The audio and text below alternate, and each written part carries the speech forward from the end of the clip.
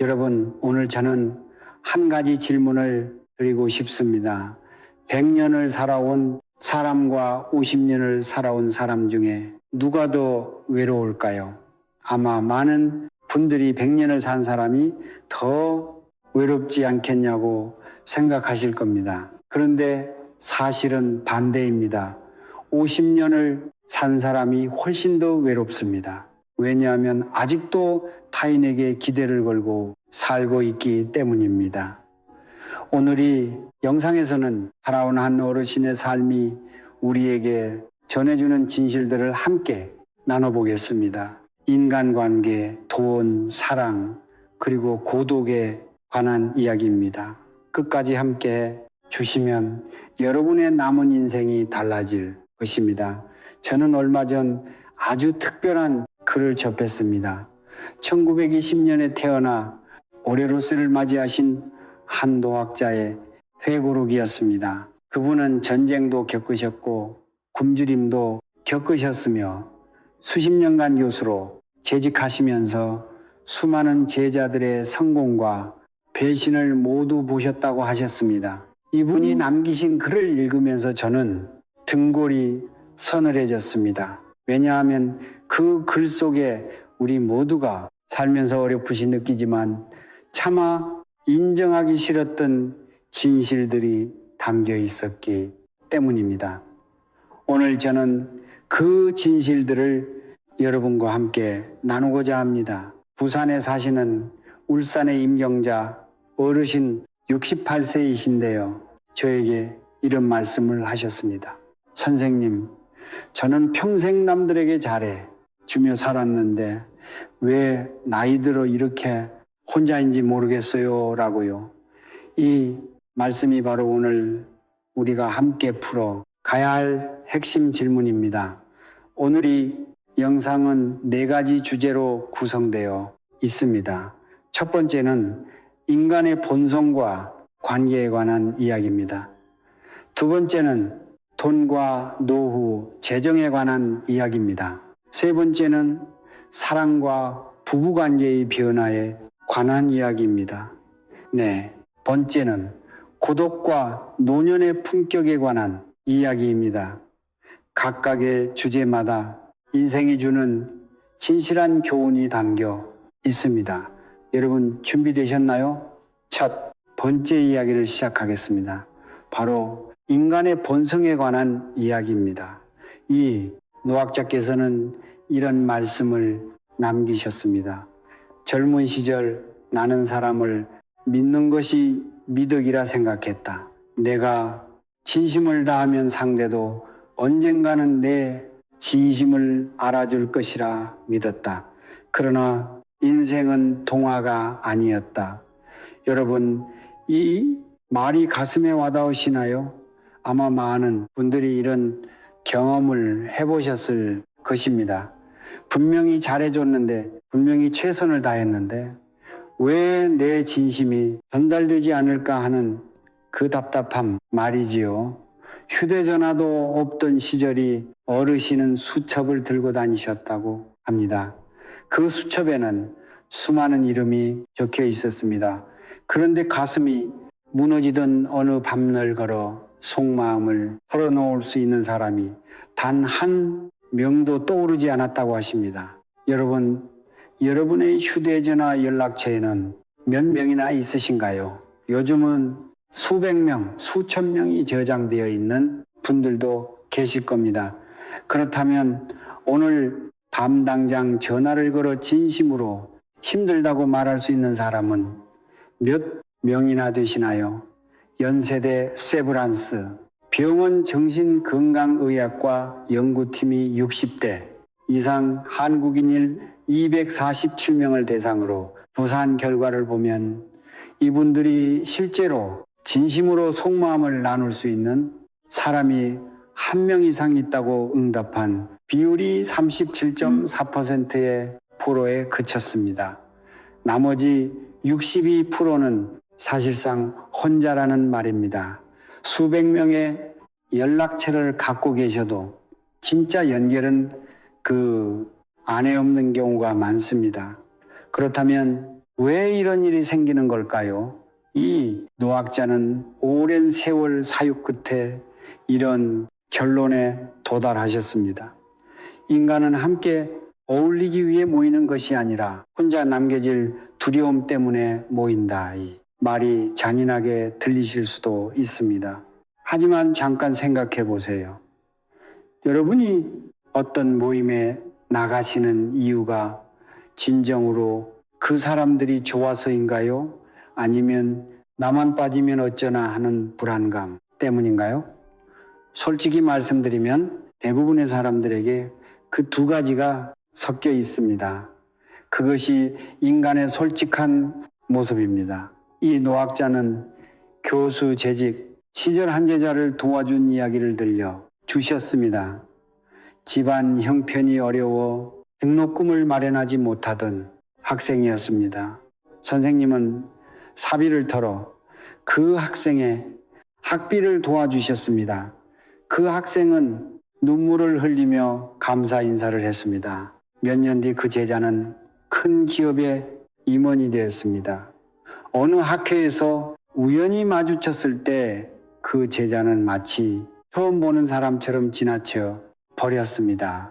여러분 이런 경험해 보신 적 있으십니까? 처음에는 서운하셨을 겁니다. 배신감도 느끼셨을 겁니다. 그런데 이 어르신은 이렇게 말씀하셨습니다. 곧 이해했다. 그에게 나는 더 이상 이익이 되지 않았던 것이다. 이것이 인간의 본성이다. 비난이 아니라 사실일 뿐이다. 여러분 이 말이 틀렸다고 생각하십니까? 아마 많은 분들이 마음속으로는 맞다고 느끼시면서도 인정하기 싫으실 겁니다. 왜냐하면 인정하는 순간 세상이 너무 쓸쓸하게 느껴질 것 같기 때문이지요. 하지만 이 어르신의 말씀처럼이 사실을 인정하는 것이 오히려 우리를 자유롭게 해줍니다. 사람을 미워하는 것이 아닙니다.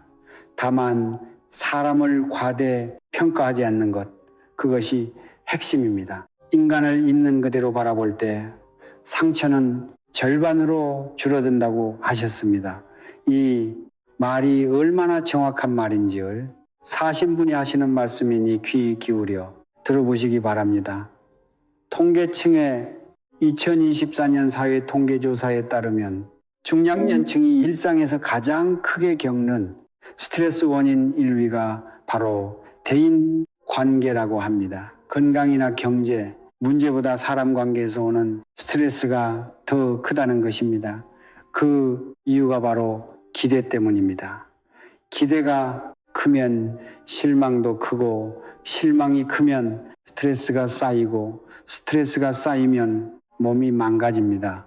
이 노학자께서 특히 강조하셨던 부분이 있습니다. 바로 이것입니다. 10번을 잘해주다가 한 번 거절하면 사람들은 그 9번의 호의는 있고 그 한 번의 거절만을 기억한다. 이것은 세대가 바뀌어도 변하지 않는다. 여러분, 고개가 끄덕여지시지 않으십니까? 우리는 평소에 아무리 잘해줘도 한 번만 미흡하면 싸늘해지는 그 경험한 번씩은 다 겪어보셨을 겁니다. 그리고 이런 말씀도 하셨습니다. 인간은 익숙해지면 그것을 권리로 착각한다. 호의가 반복되면 의무가 되고 의무가 멈추면 배신이라 부른다. 이것은 특히 가족 관계에서 더 두드러지게 나타납니다. 매일 밥을 차려주면 처음엔 감사했다가 나중엔 당연하게 여기게 됩니다. 매달 용돈을 드리면 처음엔 감사했다가 한 달만 빠져도 야박하다고 합니다. 이것이 인간입니다. 나쁜 것이 아닙니다. 그냥 인간이 그렇게 생겨먹은 것입니다. 그렇다면 우리는 어떻게 해야 할까요? 이 노학자는 이렇게 말씀하셨습니다. 지나치게 착한 사람이 되려 애쓰지 말라. 세상은 성자를 요구하지만 성자가 되면 가장 먼저 돌을 던지는 것이 또한 세상이다. 한때 모든 사람에게 좋은 사람이 되고 싶었던 그 욕망이 얼마나 자신을 지치게 했는지 모른다고 하셨습니다. 결국 깨달으셨다고 합니다. 좋은 사람이 되려다 이용당하는 사람이 되지 말아야 한다는 것을 울산의 임경자 어르신께서도 비슷한 말씀을 하셨습니다. 저는 40년간 식당을 운영하면서 직원들한테도 잘해주고 손님들한테도 잘해줬어요. 그런데 은퇴하고 나니까 아무도 없더라고요. 제가 더 이상 뭔가를 줄 수 없으니까요. 그 말씀이 저는 아직도 마음에 남습니다. 이분이 나쁜 사람이어서가 아니라 인간의 본성이 그렇기 때문입니다. 그렇다면 인간 관계에서 가장 현명한 방법은 무엇일까요? 이 노학자는 고슴도치 비유를 들어 설명해 주셨습니다. 추운 겨울날 고슴도치들이 서로의 체온을 나누려 가까이 다가가지만 너무 가까워지면 가시에 찔려 피를 흘린다는 이야기입니다. 여러분도 아마 들어보셨을 겁니다. 사람 사이의 관계도 마찬가지입니다. 너무 멀면 차갑고 너무 가까우면 상처를 줍니다. 가장 좋은 거리는 서로의 온기는 느끼듯이 찔리지 않을 만큼의 거리입니다. 이 어르신은 이런 나이에 자식들과의 거리를 다시 설정하셨다고 합니다. 매일 전화하던 습관을 줄이고 간섭을 멈추셨습니다. 처음엔 자식들이 서운해 했지만 시간이 지나자 오히려 관계가 더 부드러워졌다고 하셨습니다. 적당한 거리는 차가움이 아니라 배려라는 것을 그때 다시 깨달으셨다고 합니다. 그리고 한 가지 더 모든 감정을 드러내지 말라고 하셨습니다. 젊은 시절 술자리에서 자신의 속마음을 털어놓는 것이 진정한 친밀함이라 믿었다고 합니다. 가난했던 시절 이야기, 아내와의 갈등, 본인의 두려움까지 모두 이야기하셨다고요. 그 자리에서는 모두가 고개를 끄덕이며 공감해 주었습니다. 그러나 세월이 흘러 관계가 틀어지자 그 비밀들이 오히려 상처를 주는 무기가 되어 돌아왔다고 하셨습니다. 말은 한번 내뱉으면 다시 주워 담을 수 없습니다. 특히 요즘처럼 단체 대화방과 사회관계망 서비스가 넘쳐나는 시대에는 더욱 그렇습니다. 이 어르신의 말씀처럼 지혜로운 사람은 할 말이 없어서 침묵하는 것이 아닙니다. 말해봤자 득이 없다는 걸 알기 때문에 침묵하는 것입니다. 침묵은 비겁함이 아니라 스스로를 지키는 품격입니다. 또 하나 중요한 것이 있습니다. 바로 남을 고치려 들지 말라는 것입니다. 이 노학자는 평생 교육자로 사셨지만 사적인 관계에서까지 사람을 가르치려 한 것이 큰 실수였다고 고백하셨습니다. 그렇게 살면 안 된다. 성격을 좀 고쳐라. 이런 말들은 상대를 변화시키지 못합니다. 오히려 마음의 문을 닫게 할 뿐입니다. 사람은 고쳐 쓰는 물건이 아닙니다. 성격은 나무의 결처럼 이미 새겨져 있습니다. 100년을 살아보니 인간관계는 광물, 채집과도 같더라고 하셨습니다. 어떤 돌은 매끄럽고 어떤 돌은 거칩니다. 거친 돌에게 왜 둥글지 않냐고 화낼 필요가 없습니다. 그냥 그런 성질을 지닌 존재로 받아들이면 됩니다. 그러면 분노도 줄어들고 상처도 덜 남습니다. 자, 지금까지 인간관계에 대한 이야기를 나눠봤습니다. 핵심을 정리해드리겠습니다. 첫째, 기대를 낮추세요. 인간은 이기적입니다. 이것은 비난이 아니라 사실입니다. 기대가 낮으면 실망도 작습니다. 둘째, 적당한 거리를 유지하세요. 너무 가까우면 가시에 찔립니다. 온기는 나누되 안전거리를 지키세요. 셋째, 침묵을 배우세요. 모든 감정을 드러내지 않아도 됩니다. 지혜로운 침묵이 때로는 가장 강한 표현입니다. 넷째, 남을 바꾸려 하지 마세요. 에너지 낭비입니다. 그 에너지를 자기 자신을 위해 쓰세요. 이제 두 번째, 이야기로 넘어가겠습니다. 많은 분들이 어쩌면 이야기를 가장 기다리고 계셨을지도 모릅니다. 바로 돈 이야기입니다.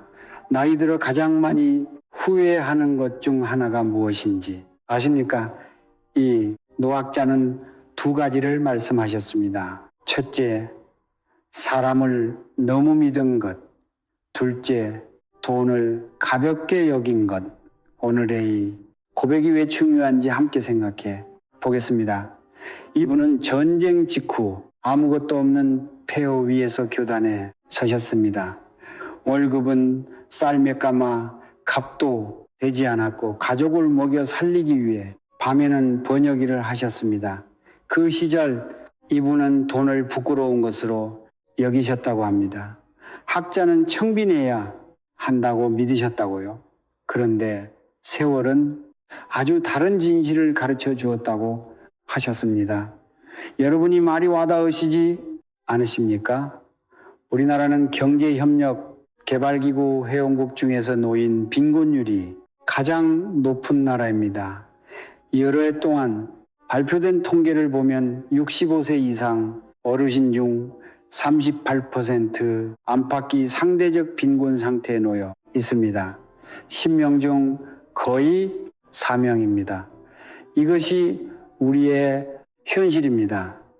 이분이 아시던 동료 교수 중에도 정년 퇴임 후 연금이 충분하지 않아 경비원 일을 하셨던 분이 있었다고 합니다. 그분은 늘 이렇게 말씀하셨다고 합니다. 젊을 때는 체면을 지켰지만 늙어서는 통장을 지켜야 했다고, 이 말이 뼈에 사무친다고 하셨습니다. 여러분, 지금 노후 준비는 어느 정도 하고 계신가요? 막연하게 자식들이 있으니까 괜찮겠지 하고 계신 분은 없으신가요? 연세대 세브란스 병원 노인의 학과에서 진행한 연구에 따르면 노년기에 경제적 어려움을 겪는 어르신들은 그렇지 않은 분들에 비해 우울증 발생률이 2.3배 높고 심혈관 질환 위험도 1.7배 높은 것으로 나타났습니다. 돈 문제는 단순히 물질의 문제가 아닙니다. 몸과 마음 건강의 문제이기도 합니다. 이 노학자가 특히 강조하신 것이 있습니다. 친구나 지인과의 돈 거래는 하지 말라는 것입니다. 이분은 50대에 가장 친한 벗께 큰 돈을 빌려준 적이 있으셨습니다. 그 친구는 사업이 어렵다며 눈물을 흘렸습니다. 의리라 생각하고 도와주셨습니다. 그런데 갚을 기한이 다가오자 그 친구의 태도가 달라졌습니다.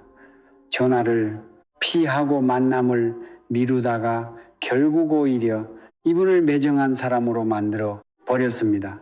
돈도 잃고 친구도 잃었습니다. 남은 것은 허탈함 뿐이었다고 하셨습니다. 여러분, 이런 경험 있으신 분들 계시지요? 좋은 마음으로 빌려줬다가 관계만 틀어진 경험 말입니다. 이것이 왜 일어나느냐 하면 돈을 빌려주는 순간 관계의 균형이 무너지기 때문입니다. 빌려준 사람은 채권자가 되고 빌린 사람은 채무자가 됩니다.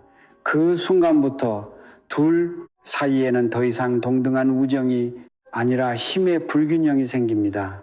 이것이 관계를 파괴하는 것입니다. 자식에게도 마찬가지입니다. 많은 부모님들이 말씀하십니다. 내가 다 주고 떠나면 되지라고요. 그런데 이 노학자는 강하게 경고하십니다.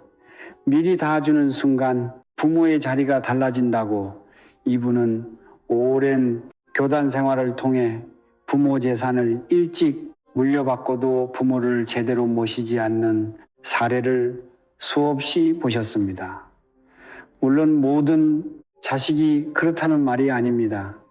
다만 인간은 익숙해지면 감사보다 당연함을 먼저 배우는 존재라는 것을 명심하시기 바랍니다. 노후 자금을 스스로 지키는 것은 이기심이 아닙니다. 그것은 책임입니다.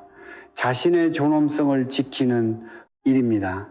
요즘은 기대 수명이 길어져 평균 80세를 훌쩍 넘지 않습니까? 이 어르신이까지 사셨으니 은퇴 후의 시간이 젊은 시절 못지 않게 길 수 있다는 사실을 몸소 보여주신 것입니다. 그 긴 시간을 품위있게 살려면 경제적 독립이 필수입니다. 돈이 행복의 전부는 아닙니다. 그러나 돈이 없으면 불행을 막기 어렵습니다. 병원 앞에서 자존심은 무너집니다. 작은 선택 하나에도 남의 눈치를 봐야 합니다. 자식에게 손을 벌려야 할 때에 그 불편함 겪어보신 분들은 아실 겁니다. 그 불편함을 피하는 방법은 지금 당장 준비하는 것입니다. 이 어르신의 말씀이 너무나 명확합니다. 돈을 사랑하라는 말이 아니다. 다만 돈을 가볍게 여기지 말라는 뜻이다. 자식보다 친구보다 때로는 돈이 더 오래 곁에 남는다. 노후 자금을 지키는 방법에 대해서도 몇 가지를 말씀드리겠습니다. 연세대 세브란스 병원 노인의학 연구팀이 발표한 자료에 따르면 재정적으로 안정된 노인 어르신들이 공통적으로 지키는 원칙이 있었습니다. 첫째, 고정 지출을 최소화했습니다. 불필요한 보험이나 구독 서비스를 정기적으로 점검하셨습니다. 둘째, 큰 돈을 한 번에 움직이지 않았습니다. 중동적인 투자나 친지, 도움 요청에 응하지 않으셨습니다. 셋째, 자신의 재정 상태를 직접 파악하고 계셨습니다. 자식이나 배우자에게 전적으로 맡기지 않으셨습니다. 이 노학자도 90세가 넘으셔서도 직접 재정 관리를 하셨다고 합니다. 자식에게 의지하지 않기 위해서였습니다. 누군가는 인색하다고 했지만 부끄럽지 않으셨다고 합니다. 경제적 독립은 자존심을 지켜줍니다. 스스로 선택할 수 있는 힘, 그것이 곧 자유이기 때문입니다. 여러분이 지금 50대이시라면 아직 늦지 않으셨습니다. 남을 위해 쓰는 것도 좋지만 먼저 자신을 지킬 준비를 하셔야 합니다. 그래야 늙어서도 고개를 들고 사실 수 있습니다. 자, 돈 이야기가 다소 무거우셨을 수도 있겠습니다. 잠깐 숨을 고르시고 이번엔 조금 다른 이야기로 넘어가겠습니다. 바로 사랑 이야기입니다. 이 노학자는 29세에 결혼하셨습니다. 전쟁의 상처가 아직 채아물지 않았던 시절이었습니다. 그 시절의 사랑은 뜨거웠습니다. 하루라도 떨어져 있으면 견디기 힘들었고 손을 잡는 것만으로도 세상을 다 가진 듯 했다고 하셨습니다. 젊은 그 시절의 사랑은 모든 것을 해결해 줄 것 같았습니다. 그런데 세월은 사랑의 얼굴을 바꾸어 놓았다고 하셨습니다. 아이가 태어나고 생활이 시작되고 돈과 현실이 끼어들면서 사랑은 점점 다른 모양이 되었습니다. 열정은 줄어들고 대신 책임과 의무가 늘어났습니다. 그때 이분은 속으로 자꾸 물으셨다고 합니다. 왜 예전 같지 않을까? 그것이 문제가 있는 것인지 사랑이 식은 것인지 불안하셨다고요. 그런데 100년 넘게 살아보시고 나서야 깨달으셨다고 합니다. 그것은 실패가 아니라 자연스러운 변화였다는 것을 이분은 이렇게 표현하셨습니다. 젊은 날의 사랑은 불꽃과 같고 노년의 사랑은 등불과 같다. 불꽃은 화려하지만 오래 가지 못하고 등불은 조용하지만 오래 비춘다. 많은 이들이 불꽃이 사라졌다고 절망하지만 등불의 가치를 모를 뿐이다. 여러분, 이 비유가 마음에 와닿으시지 않으십니까? 배우자와 함께 사신 지 오래되신 분들은 아마 공감하실 겁니다. 처음의 설렘은 사라졌지만 그 자리에 다른 무언가가 생겼다는 것을, 그것이 바로 등불의 사랑입니다. 조용하고 화려하지 않지만 어두운 밤에 오래 빛을 내주는 등불입니다. 이분은 아내와 60년 넘게 함께 사셨습니다. 물론 다투지 않은 날이 더 적었을 정도였다고 합니다. 서로의 성격 차이로 밤새 말없이 등을 돌린 날도 있었고, 경제적 문제로 날선말을 주고받은 날도 있었습니다. 그러나 시간이 흐르며 깨달으셨습니다. 완벽한 이해를 기대하는 순간 관계는 지옥이 된다는 것을. 우리는 서로를 전혀 알 수 없습니다. 자신도 나를 다 모르는데 어찌 타인을 다 알겠냐고 하셨습니다. 요즘 한국의 이혼율이 예전보다 높아졌다는 통계를 이분도 접하셨다고 합니다. 놀랍지 않다고 하셨습니다. 기대치가 높아졌기 때문이라고요. 이분이 하신 말씀 중에 이런 표현이 있었습니다. 사랑은 나를 완성해줄 누군가를 찾는 일이 아니라 나의 결핍을 함께 견딜 동반자를 만나는 일이다. 기대를 낮추면 실망도 줄어든다. 사랑이 식었다고 해서 관계가 끝난 것은 아니다. 다만 형태가 달라졌을 뿐이다. 이분은 80대에 아내를 먼저 보내셨습니다. 장을 마치고 집에 돌아왔을 때 그 정막은 말로 표현하기 어려웠다고 하셨습니다. 그때 비로소 아셨다고 합니다. 사랑은 열정이 아니라 함께 견딘 시간이라는 것을, 그 시간은 사라지지 않고 자신 안에 남아 있더라고 하셨습니다. 혼자가 되셨지만 완전히 비어있지 않으셨다고 했습니다. 혹시 지금 배우자와 갈등 중이신 분이 계신가요? 혹은 혼자라는 이유로 스스로를 실패자라고 여기시는 분이 계신가요? 이 어르신의 말씀을 들어보십시오. 결혼은 천국도 지옥도 아닙니다. 단지 또 하나의 삶의 형태일 뿐입니다. 누군가와 함께 살든 홀로 살든 중요한 것은 스스로를 잃지 않는 것입니다. 상대에게서 완전한 사랑을 기대하지 마십시오. 그 기대가 관계를 갉아먹습니다. 한 철학자가 이런 말을 남겼습니다. 사랑은 소유가 아니라 이해하려는 노력이다. 이 어르신은 100년 넘게 살며 그 말을 가슴으로 믿게 되셨다고 합니다. 이해는 완전하지 않아도 됩니다. 다만 서로의 다름을 인정하는 것, 그것이면 충분합니다.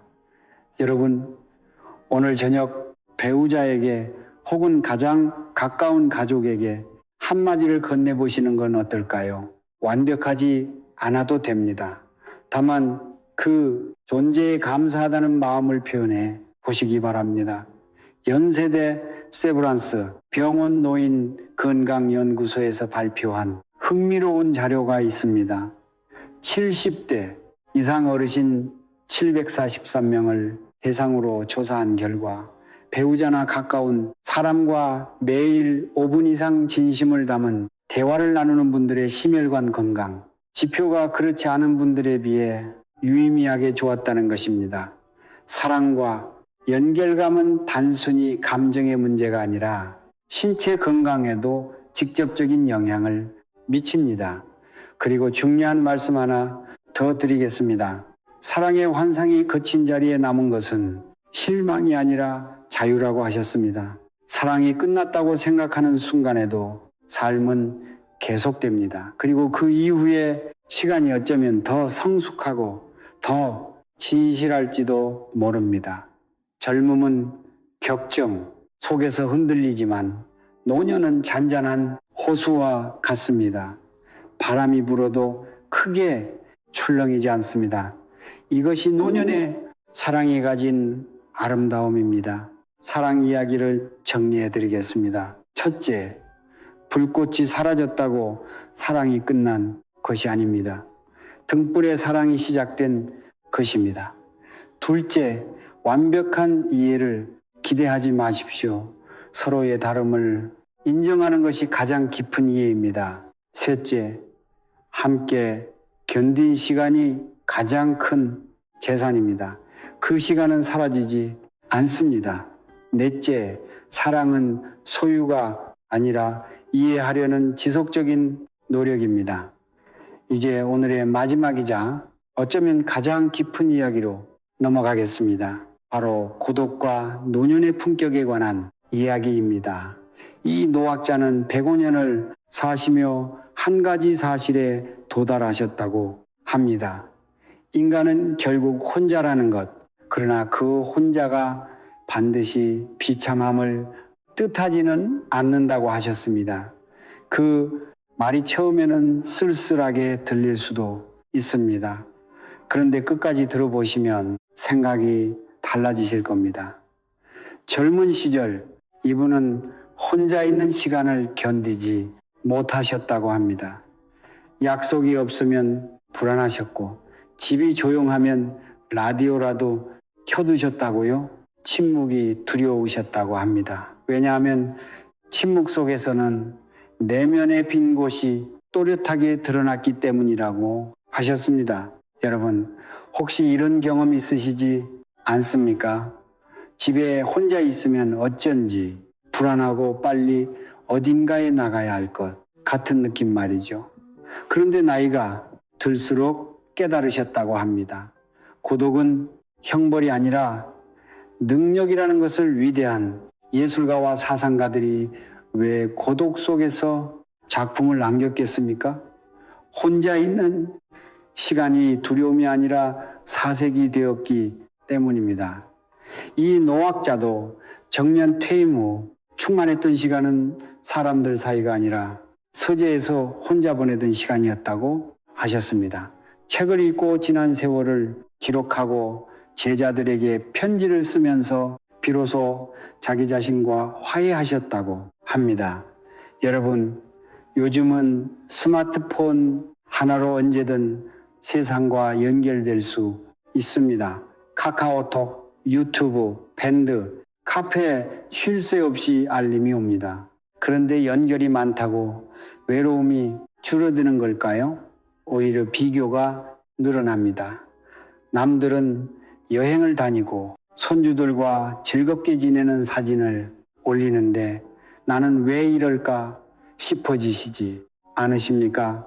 타인의 삶과 자신을 끊임없이 견주면서 마음이 더 피폐해지는 경우가 많습니다. 이 노학자가 강조하셨습니다. 비교를 멈추는 순간 인생의 절반은 편안해진다. 이 말을 가슴에 새기시기 바랍니다. 비교는 기쁨을 훔쳐가는 도둑입니다. 남의 속도에 맞춰 달리다 보면 내 삶의 방향을 잃게 됩니다. 전세대 세브란스 병원에서 65세 이상 어르신 892명을 대상으로 심리적 안정감을 조사한 결과가 있습니다. 소셜미디어를 하루 2시간 이상 사용하는 분들의 고독감 지수가 그렇지 아는 분들에 비해 1.8배 높게 나타났습니다. 연결되어 있다고 느끼지만 실제로는 더 외롭다는 역설입니다. 반면 하루 30분 이상 혼자만의 조용한 시간을 갖는 분들의 심리적 안정감 점수는 현저히 높았습니다. 이 어르신은 노년을 쇠퇴가 아니라 정리의 시간이라고 표현하셨습니다. 젊을 때는 욕망이 파도처럼 몰려옵니다. 명예, 돈, 사랑, 인정받고 싶은 마음. 그러나 나이가 들면 그 파도가 잦아듭니다. 이것을 상실이라 생각하면 슬프지만 해방이라 생각하면 평화가 찾아옵니다. 이분은 더 이상 남과 경쟁하지 않으신다고 하셨습니다. 더 많이 가지려 애쓰지도 않으신다고요. 대신 오늘 하루 무사히 숨 쉬고 따뜻한 차 한 잔을 마실 수 있음에 감사하신다고 합니다. 저녁 노을을 보신 적 있으십니까? 아침 햇살은 눈부시지만 저녁 노을은 깊고 붉습니다. 젊음이 아침이라면 노년은 노입니다. 덜 뜨겁지만 더 아름답습니다. 얼굴에 주름이 늘어도 그 주름 속에는 세월이 남긴 지혜가 새겨져 있습니다. 그 지혜는 돈으로 살 수 없고 젊음으로 얻을 수 없는 것입니다. 그런데 고독을 우아하게 누리려면 두 가지가 필요하다고 하셨습니다. 첫째는 건강이고 둘째는 경제적 자립입니다. 이 두 가지가 갖춰져 있어야 혼자 있는 시간이 쓸쓸함이 아닌 충만함이 됩니다. 이에 어르신은 매일 새벽 가벼운 체조를 하시고 식사를 절제하시며 마음을 다스리는 습관을 지키셨다고 합니다. 그 덕분에까지 사실 수 있었는지도 모른다고 하셨습니다. 건강은 모든 자유의 토대입니다. 몸이 무너지면 사색도 평온도 사라집니다. 이 점에서 한 가지 중요한 사실을 말씀드려야겠습니다. 근력 운동이 노년기 정신 건강에 미치는 영향에 대한 연구 결과가 있습니다. 전세대 세브란스 병원 재활 의학과에서 70세 이상 어르신 614명을 대상으로 2년간 추적 조사한 결과 주 3회 이상 가벼운 근력 운동을 꾸준히 한 분들의 우울감 지수가 그렇지 않은 분들에 비해 43% 낮게 나타났습니다. 몸을 움직이는 것이 곧 마음을 지키는 일입니다. 또한 사회적 고립과 치매의 연관성도 주목할 필요가 있습니다. 서울아산병원 연구팀이 65세 이상 어르신 53명을 7년간 추적한 결과 사회적 연결감이 낮은 분들의 치매 발병 위험이 2.1배 높게 나타났습니다.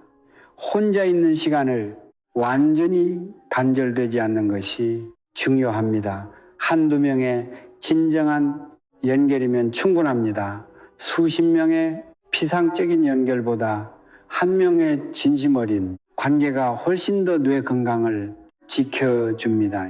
노학자께서 죽음에 대해서도 말씀을 남기셨습니다. 죽음이 두렵지 않으냐고 묻는 이에게 이렇게 대답하셨습니다. 젊을 때는 두려웠다.